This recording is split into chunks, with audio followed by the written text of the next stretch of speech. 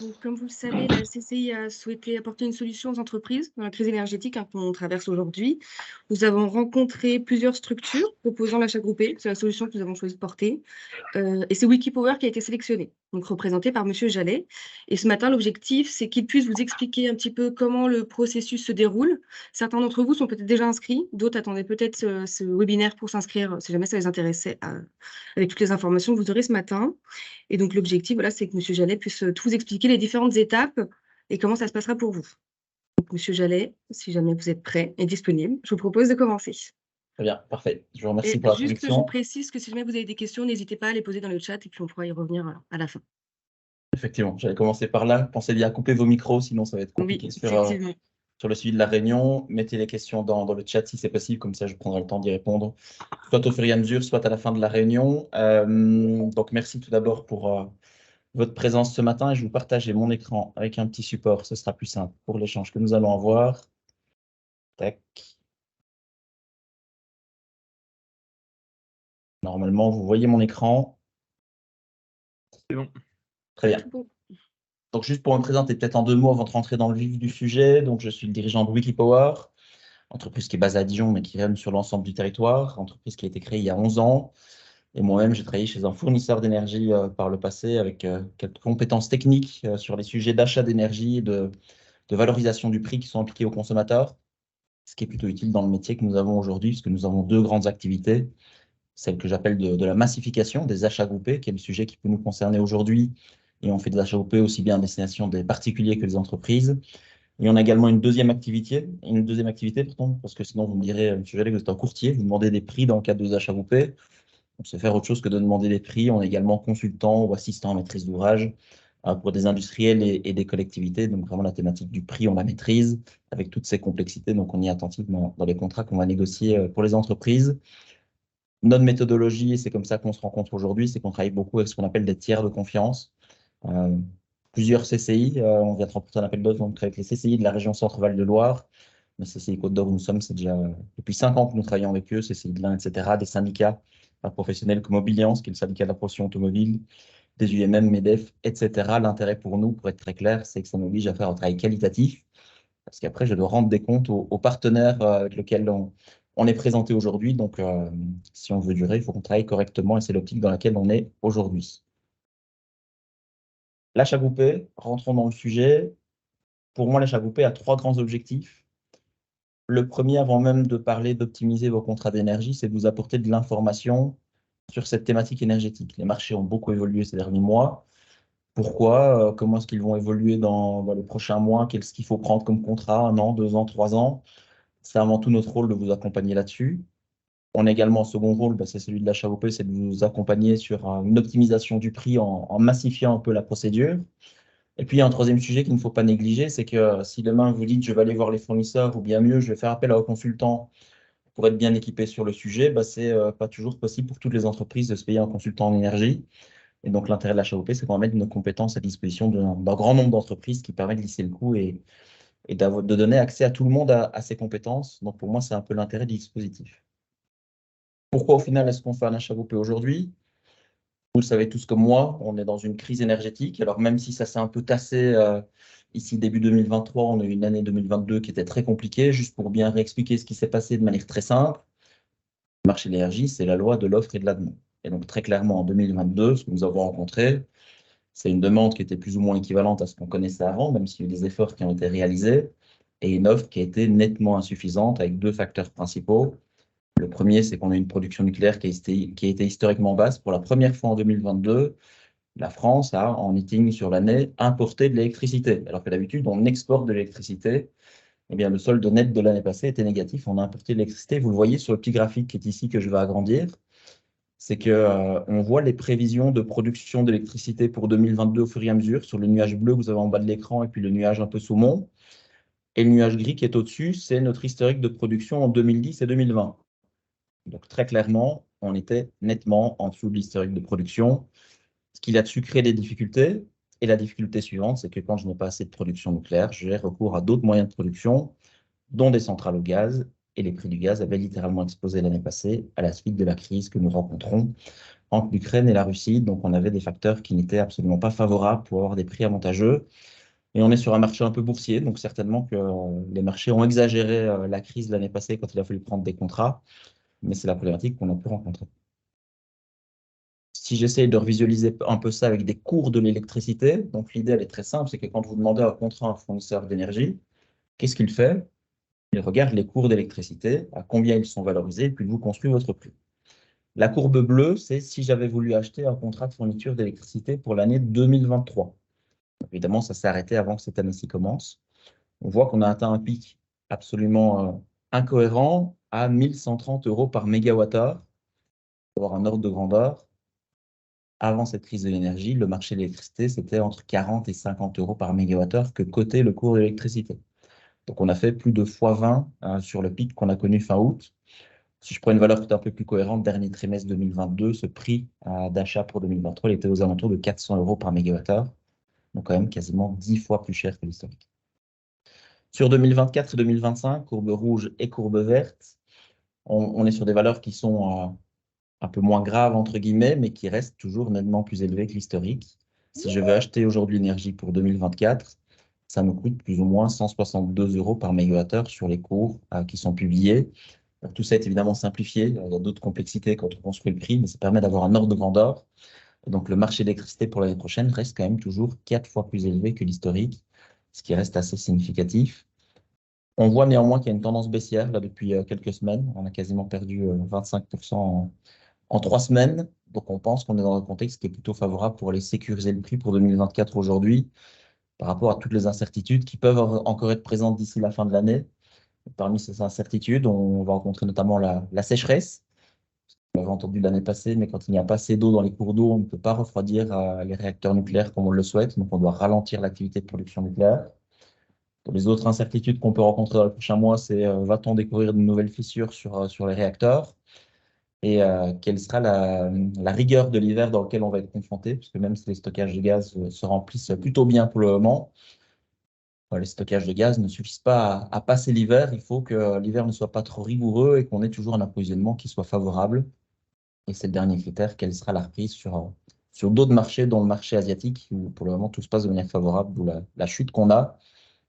Ma recommandation auprès des entreprises qu'on accompagne aujourd'hui, c'est sur 2024, c'est de sécuriser avant fin juillet pour ne pas prendre le risque d'être dans des difficultés et de ne plus avoir le temps de prendre un prix qui soit intéressant. Donc, c'est sécurisation. Sur le gaz, très rapidement, je ne vais pas m'étendre beaucoup plus parce que la dynamique du graphique est globalement la même. Courbe bleue, c'était les achats pour 2023, courbe rouge pour 2024 et courbe verte pour 2025. Ce qu'on peut voir juste en ordre de grandeur, c'est qu'avant la crise, et même là, avant la crise de la Covid-19, un cours normal sur le gaz était entre 20 et 25 € par mégawattheure. Aujourd'hui, 24 et 25, on est aux alentours de 40 €. Donc, on reste sur un ordre de grandeur plus ou moins 2 fois plus élevé que l'historique, ce qui est quand même nettement mieux que l'année passée, fin 2022. Le cours se trouvait à 5 fois plus cher que ce qu'était la valeur historique. Donc, voilà un peu pour le dispositif des marchés. Je vais juste regarder s'il y a des questions qui sont sur le chat, comme ça je réponds directement sur les questions qui pourraient concerner le contexte des marchés de l'énergie. Pas pour le moment, donc je continue sur la présentation. Ça veut dire que dans tout ça, la CCI a souhaité mettre en place ce dispositif d'achat groupé. Donc, comme ça a été expliqué, la CCI nous a sélectionné au terme d'un appel à manifestation d'intérêt. D'autres acteurs ont pu se positionner et notre candidature a été sélectionnée. Donc, ce qu'on vous propose comme dispositif aujourd'hui, c'est assez simple, c'est le principe d'un achat groupé. Vous manifestez votre intérêt. Je vais rentrer en détail sur chaque phase juste après. Cette phase des manifestations d'intérêt se clôture normalement le 15 juin. Donc, il vous reste une semaine pour vous préinscrire. Suite à ça, nous, on va construire les dossiers pour mettre en concurrence les fournisseurs. On a besoin d'un peu de temps pour analyser correctement vos profils de consommation, vos dates d'échéance, s'assurer qu'on ait bien tous les éléments pour mettre les fournisseurs en concurrence. Et ça veut dire qu'on va demander aux fournisseurs de nous transmettre des offres début juillet, qu'on vous restituera ensuite de manière individualisée et auxquelles vous pourrez souscrire si vous le souhaitez. Donc, le fait de vous préinscrire d'ici le 15 juin ne vous engage pas à accepter les offres qui vous seront proposées. Ça, c'est un point important pour moi. Donc, vous restez entièrement libre jusqu'au bout. Si je rentre un peu plus dans le détail de ces 4 phases, la première phase qui est celle de la préinscription. Comment est-ce qu'on s'inscrit au dispositif? Le moyen que je vous invite à privilégier, c'est celui du site internet qui est cci45-energie.fr, que je pourrais éventuellement vous montrer juste après. Pourquoi est-ce que c'est intéressant de passer par le site internet? Parce que non seulement en termes de complétude, toutes les informations dont j'ai besoin sont à renseigner, donc ça évite qu'on doit vous ressolliciter par la suite. Et en plus de ça, vous allez, au travers du formulaire que je vous ai mis à disposition, valider le fait que vous autorisez Wikipower à solliciter les fournisseurs d'énergie dans le cadre du dispositif. Parce que ce dont j'ai besoin lors de votre préinscription, c'est très simple, 3 éléments. La première chose, ce sont vos coordonnées, évidemment, pour pouvoir vous recontacter par la suite. Deuxième chose, ce sont vos informations contractuelles, la date de fin de votre contrat actuel, votre consommation annuelle. On souhaite avoir une copie de facture ou une copie de contrat pour bien vérifier ces éléments-là et avoir une connaissance complète des choses. Et troisième élément, c'est que je ne peux pas solliciter les fournisseurs d'énergie si vous ne m'autorisez pas, via ce qu'on appelle un mandat, à les solliciter. C'est bien un mandat pour les solliciter, ce n'est pas un mandat pour qu'on puisse valider un contrat avec vous. Donc moi, ça m'intéresse que vous passiez par le formulaire en ligne. Ça permet de rentrer dans toutes les bonnes cases à ce niveau-là, qu'on a une complétude lui aussi. Néanmoins, si vous êtes un client multi-site, plus que 5 sites, ou si vous souhaitez être accompagné par téléphone, n'hésitez pas à nous téléphoner et on facilitera les démarches par rapport à ça. Donc, vous avez le numéro de téléphone qui apparaît à l'écran, le 02 57 62 09 08. Et ce sont mes collègues, probablement Geoffrey ou Marie-Lucie, qui pilotent un peu le projet d'un point de vue opérationnel, qui vous répondront à ce niveau-là. Phase suivante, une fois qu'on a construit les dossiers et qu'on a vérifié la complétude, on va mettre le fournisseur d'énergie en concurrence. Comment allons-nous procéder? Premier point important, c'est qu'on va constituer des lots de négociation.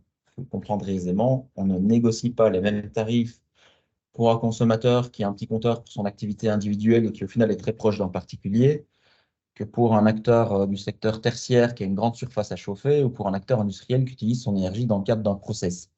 Donc, on va constituer les délais de négociation qui sont cohérents en fonction de la typologie de consommation, puissance du compteur, profil de consommation, etc. L'autre critère qui va être important pour moi, c'est la date de début du contrat pour lequel vous souhaitez qu'on négocie. Je ne négocie pas les mêmes prix pour un contrat qui débute en 2024 ou un contrat qui débute en 2025. Vous l'avez vu sur les coupes tout à l'heure, j'ai des écarts qui peuvent être présents, donc ce ne sont pas les mêmes prix qui vont sortir. Ça, c'est le premier point important pour moi. Nous constituons des lots. Le deuxième point, c'est que je n'aime pas l'idée qu'une entreprise subsidie une autre. Donc, chacun aura bien un prix qui correspond à son profil de consommation. L'intérêt de l'achat groupé ici, c'est que les fournisseurs vont faire un effort sur leur marge, parce que potentiellement, ils vont pouvoir remporter 10, 20, 30 clients d'un lot, plutôt que d'aller voir chaque client individuellement. Mais il est clair que chacun aura le prix qui correspond à sa consommation.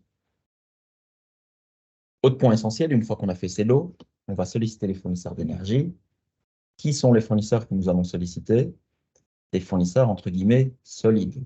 Je ne veux pas être la personne qui vienne vous voir dans quelques mois en vous disant « Je suis sincèrement désolé, mais votre fournisseur n'a pas passé l'hiver, le contrat tombe à l'eau. » Donc, qui sont les fournisseurs solides?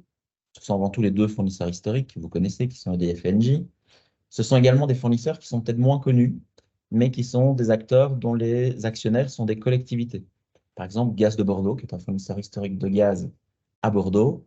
C'est la métropole de Bordeaux qui est l'actionnaire depuis plus de 100 ans. Il est sûr qu'ils ne mettront pas la clé sous la porte au moindre coup de vent. Et ils ont maintenu leurs tarifs pendant la crise énergétique. Donc ça peut être Gaz de Bordeaux, ça peut être la métropole de Metz, ça peut être Grenoble, Strasbourg. Donc on va solliciter ces acteurs. Et on va également solliciter des groupes qui sont extrêmement solides. On pense évidemment à Total Energy ou Eni. Par contre, des acteurs dont les comptes financiers sont fortement dans le rouge, je vais avoir vocation à ne pas les solliciter, à ne pas prendre de risques. Après, voilà, libre à vous si vous préférez aller chez eux par la suite, allez les solliciter. Mais je pense qu'il y a le prix, mais également la qualité du maintien du prix dans la durée. C'est un point qui est essentiel pour moi. Et enfin, dernier élément, c'est que lorsqu'on transmet donc, ces lots aux fournisseurs qu'on a identifiés comme étant solides et pertinents, c'est qu'on va déterminer les règles du jeu. Une des complexités aujourd'hui, si vous sollicitez des fournisseurs d'énergie, c'est qu'éventuellement, il y en a un qui vont vous parler en pomme et l'autre en poire. Le grand classique, il y en a un qui fait un prix fixe, l'autre un prix avec de l'arène, et puis un troisième qui vous fait un prix indexé. Quel est le bon prix? Je ne vous cache pas que même moi, je ne suis pas toujours sûr de savoir quelle est la bonne solution pour comparer ces trois prix, parce que ce sont des choses fondamentalement différentes et qui vont évoluer de manière différente dans le futur. Donc, mon rôle avant tout, c'est de poser les règles du jeu. Donc, très clairement, si je parle de l'électricité, oui, il faut mettre de l'arène aujourd'hui dans son prix. C'est un point qui est essentiel pour moi. c'est là où se trouve la meilleure qualité du prix. Par contre, c'est qu'il y a des biais avec l'AREN, ce qu'on appelle l'écrêtement, qui peut représenter un surcoût qui est très important. Et s'il y a des questions par la suite par rapport à ça, je pourrais y répondre un peu plus en détail d'un point de vue technique. Il existe des mécanismes aujourd'hui pour sécuriser cet écrêtement AREN et l'anticiper à la signature du contrat. Donc, je vais avoir vocation à inviter les fournisseurs à sécuriser cet écrêtement AREN. Et s'ils ne le font pas, je vous restituerai les offres, je vous indiquerai, attention, il y a un risque et on évalue que le risque, il peut coûter autant. Que vous puissiez prendre la décision en bonne connaissance des choses. En gaz, aujourd'hui, on est plutôt sur un seuil de marché. Je vais avoir tendance à m'orienter vers un prix fixe, plutôt que de jouer avec le feu et de prendre un prix indexé qui pourrait vous exposer pendant la période hivernale. Donc, ce sont des choix que nous, on va arbitrer. Évidemment, c'est par la suite que vous me dites ou dans les échanges en amont, parce que mes collègues vous téléphoneront à chacun une fois que vous êtes préinscrit. Et puis ensuite, ils caleront les dates de remise d'offre. Si vous me dites non, je préfère qu'il y ait tel critère dans mon offre ou tel autre, on essaiera de s'adapter au mieux, évidemment, en fonction de ça. Un des points généralement importants sur lesquels vous nous invitez à nous adapter, ce sont les dates de fin de contrat. Aujourd'hui, typiquement sur l'électricité, nous, on arrête les contrats au 31 décembre 2025. On ne va pas au-delà. Une raison somme toute logique, c'est que le fameux mécanisme AREN qu'on vous invite à intégrer s'arrêtera le 31 décembre 2025. Je n'ai donc pas vocation à aller sur un produit dont on ne connaît pas les règles du jeu, qui est l'année 2026 en électricité. Voilà. Donc pour moi, ce sont les points importants. Dernier point que je n'ai pas écrit à l'écran, c'est qu'évidemment, dans une démarche qui ne vous engage pas à accepter les offres à la fin, par contre, il y a un point qui peut mettre en difficulté la démarche, c'est si vous sollicitez vous-même en direct des fournisseurs d'énergie ou si vous passez par un courtier en plus de notre démarche. En quoi est-ce que c'est problématique? C'est que les fournisseurs d'énergie ne répondent qu'à un seul acteur. Et donc, imaginons que vous passez par un courtier, je ne sais pas, il s'appelle EDF et Engie.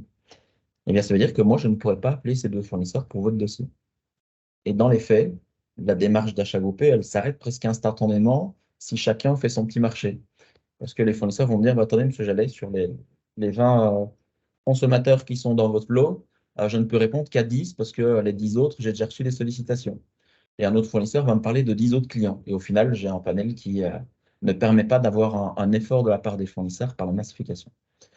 Donc, s'il vous plaît, si vous rentrez dans cette démarche, faites l'effort de faire la démarche jusqu'au bout en nous confiant la mise en concurrence, sachant qu'à la fin, si ça ne vous satisfait pas totalement ou si vous pensez que vous pouvez faire mieux, vous pourrez faire votre petit marché par la suite. Mais je pense qu'il faut s'y engager pleinement ou pas au risque que ça n'ait pas d'intérêt. Donc, c'est un point qui est essentiel pour moi par rapport à ça. Alors, je vois qu'il y a une question qui est arrivée. Est-ce qu'on consultera également des acteurs spécifiques pour les réseaux n'appartenant pas à Enedis? Effectivement, donc c'est la fameuse question des entreprises locales de distribution. Donc pour ceux qui ne le savent pas, 95% du territoire, c'est Enedis qui s'en occupe en électricité et GRDF en gaz. Et sur 5% du territoire, on a des régies locales. Si je reprends Gaz de Bordeaux dont je parlais tout à l'heure, Bordeaux par exemple, c'est un exemple très simple. Il n'y a pas de GRDF sur le réseau du gaz, c'est Gaz de Bordeaux qui s'en occupe. La difficulté que ça peut procurer, c'est qu'il y a nettement moins de mise en concurrence. Il y a toute une partie des fournisseurs d'énergie qui disent j'ai un terrain de jeu de 95% du territoire, je n'ai pas envie d'aller faire l'effort d'aller sur les 5% où je dois m'adapter au niveau des systèmes informatiques, etc. Donc évidemment, dans les mises en concurrence, on connaît toutes les zones qui sont concernées par ces régie locale, et donc on sollicitera les fournisseurs pour leur demander de se positionner et on sollicitera spécifiquement les régies pour qu'elles puissent répondre à notre sollicitation sur votre dossier, parce que généralement, c'est d'ailleurs votre fournisseur actuel, donc on sera bien vigilant à les solliciter. Tout à fait. Monsieur Bonnet nous pose une question complémentaire. Actuellement, on négocie avec EDF, prestataire, pour notre contrat qui se termine le 31 août. Donc effectivement, c'est très vite, donc il faut avancer. Si vous avez déjà initié les échanges, on peut s'en reparler. Je pense que si vous avez juste discuté avec eux et pas avec d'autres fournisseurs, il y a peut-être quand même un intérêt à rentrer dans la démarche groupée qui est celle qu'on a aujourd'hui. Si par contre, vous êtes déjà sollicité à plusieurs fournisseurs, je pense que ça va être compliqué. Maintenant, rien n'empêche qu'on se parle pour qu'on puisse vous aiguiller sur les éléments qui nous semblent importants dans la négociation que vous avez aujourd'hui avec les fournisseurs d'énergie. Je n'ai pas de difficulté à ce qu'on puisse quand même vous donner un conseil par rapport à ça. Donc, voilà. Si c'est seulement EDF, je pense que c'est quand même intéressant de rentrer dans la démarche. Et je vous expliquerai après, quand on vous présente les offres, combien d'offres on vous présente et le choix qui vous est donné par rapport à ça. Mais je pense que vous pouvez toujours rentrer dans la démarche à la base. Je continue. N'hésitez pas s'il y a d'autres questions. J'essaie de les suivre un peu au fil de l'eau. Donc, une fois qu'on a constitué ces lots, qu'on a sollicité les fournisseurs, on fixe une date de restitution des offres, qui devrait être début juillet normalement. Lorsqu'on vous transmet les offres, comment est-ce que nous fonctionnons? Nous vous transmettons un tableau comparatif détaillé de l'ensemble des coûts entre votre contrat actuel et les offres que nous avons pu négocier. C'est important pour moi que vous ayez bien une base comparable pour comprendre comment votre budget pourrait évoluer avec les offres que nous négocions. Et quand je dis les offres négociées, ceux qui sont, entre guillemets, un petit consommateur, en électricité une puissance inférieure à 36 kVA, j'ai tendance à rester dans la simplification, à vous présenter la meilleure offre. Quand on est sur des consommateurs avec un volume plus important, on a tendance à vous présenter les 3 ou les 5 meilleures offres. Pour une raison très simple, je suis moi-même chef d'entreprise, j'aime bien avoir le choix. Un, c'est un gage de transparence. On n'a pas sollicité qu'un seul fournisseur et vous le voyez. Deuxième chose, ça permet parfois de voir des choses sur les typologies d'offres. Et puis troisième chose, je vais reprendre l'exemple qui était donné. Par exemple, vous êtes chez EDF et EDF se classe en deuxième. Et vous avez totalement la possibilité de dire je préfère rester chez mon fournisseur actuel, même s'il est un tout petit peu plus cher, parce que je veux maintenir la relation de confiance que nous avons. C'est votre choix. Donc ça, c'est important pour moi. On vous présente plusieurs offres et vous faites le choix qui vous semble le meilleur par rapport à ça, y compris le fait de ne pas choisir une offre qu'on vous propose si c'est vraiment votre choix à la fin. Un élément essentiel, et c'est bien qu'on parle d'EDF, c'est que de quelle manière se rémunère Wikipower? Généralement, ce sont les fournisseurs qui nous rémunèrent pour le travail qu'on va réaliser, ce qu'on appelle une prestation d'apport d'affaires. Donc, quand je vous présente les offres, notre rémunération est incluse dans celle-ci. Il existe néanmoins quelques fournisseurs qui ne souhaitent pas rémunérer les tiers. C'est généralement le cas d'EDF et des régies locales. Et donc, dans ce cas de figure, je trouve qu'il serait idiot de se passer de ces fournisseurs historiques. Donc, nous, on les sollicite quand même. Par contre, dans le tableau, on vous intègre quelle serait notre rémunération si on a fait le travail et que vous souhaitiez passer par eux. Donc, pour moi, ça, c'est un point important. Mais ce serait dommage de ne pas solliciter les fournisseurs historiques, d'autant plus que pour reprendre l'exemple d'EDF, on travaille extrêmement bien avec eux, surtout dans la région où nous sommes en Bourgogne-Franche-Comté. On va même animer des ateliers chez eux pour échanger et s'assurer qu'on soit bien qualitatifs ensemble. Donc voilà, je ferai le nécessaire pour qu'il y ait des offres et c'est une différence par rapport à un courtier, d'où l'intérêt d'un achat groupé comme on peut le faire. C'est que très clairement, un courtier ne nous présentera jamais les offres de ses acteurs parce qu'il ne peut pas travailler avec eux, parce que nous, on peut faire sur la méthodologie qu'on a aujourd'hui.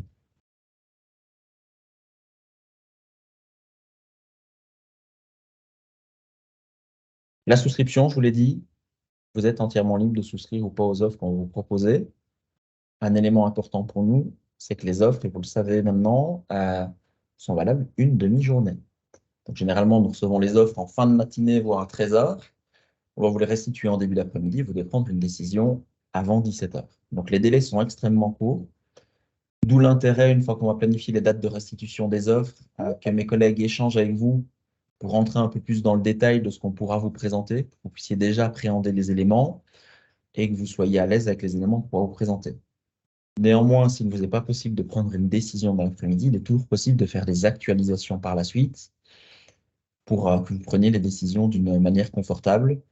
Une nouvelle fois, vu que les délais sont courts, c'est la raison pour laquelle je cadre aussi mes appels d'offres le mieux possible en amont, pour éviter de devoir lire toutes les petites lignes dans le détail par la suite et me demander s'ils ont bien répondu à ce qu'on souhaite ou s'ils répondent à autre chose. Pour être très cadrant sur ce qu'on a demandé aux fournisseurs d'énergie, pour prendre la bonne décision dans les bons délais par rapport à ça.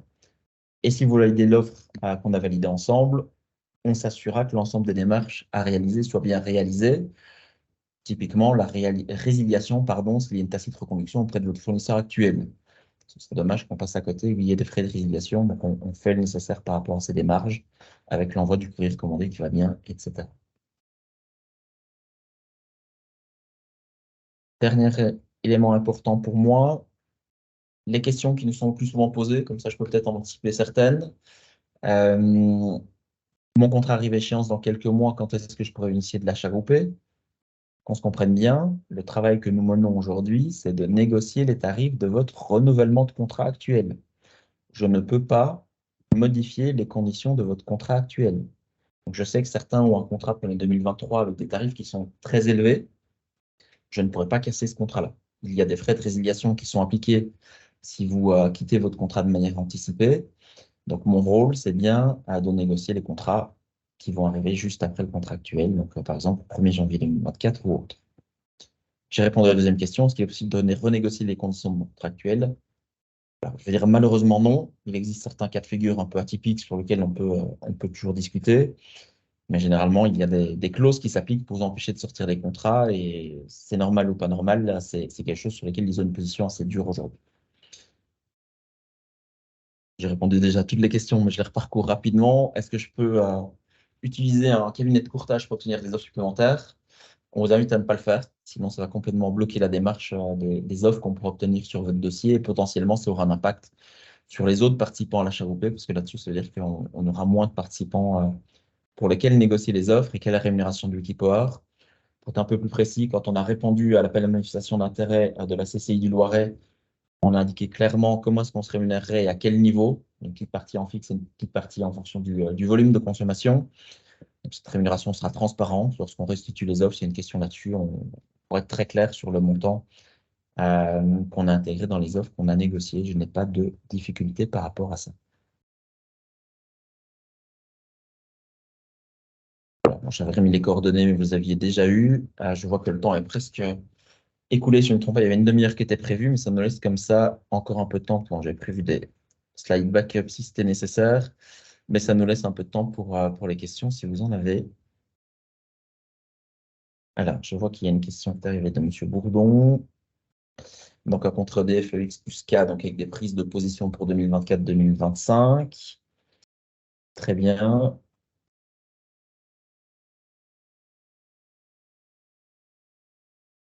Alors, quelle pertinence pour la chaîne? Donc, je résume, pardon. La question qui est posée ici, donc, c'est qu'il y a déjà un contrat jusqu'à fin 2025, si je comprends bien, avec le fournisseur historique qui est EDF, que M. Bourdon souhaite maintenir la relation avec EDF. Quel est l'intérêt, la pertinence plutôt de l'achat groupé pour lui?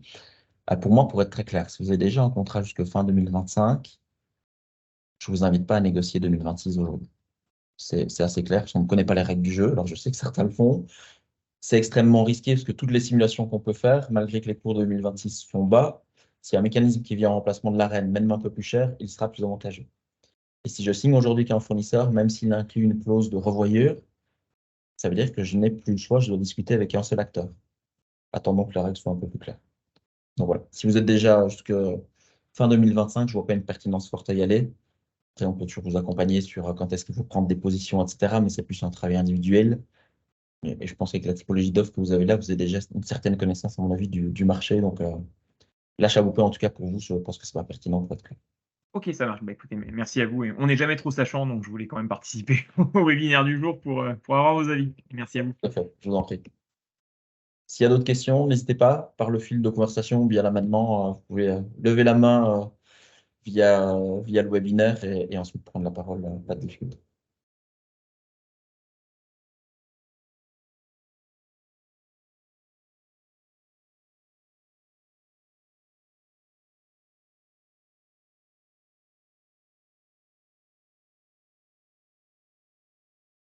Je vois qu'il y a une question qui est en train d'être posée.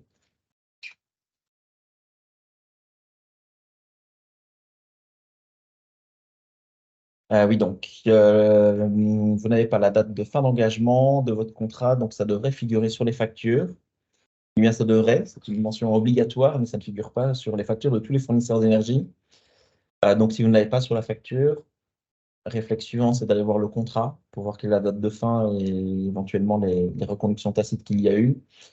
Et troisième étape, sinon, c'est de solliciter le fournisseur pour lui demander quelle est la date de fin de contrat en lui indiquant que vous vous penchez sur le sujet et que vous le solliciterez soit en direct, soit de manière indirecte via l'achat groupé d'énergie qui est porté ici.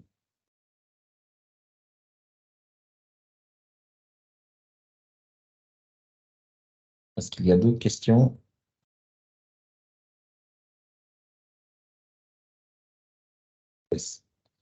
Quelques secondes. S'il y a une question pour manifester, je vous en prie.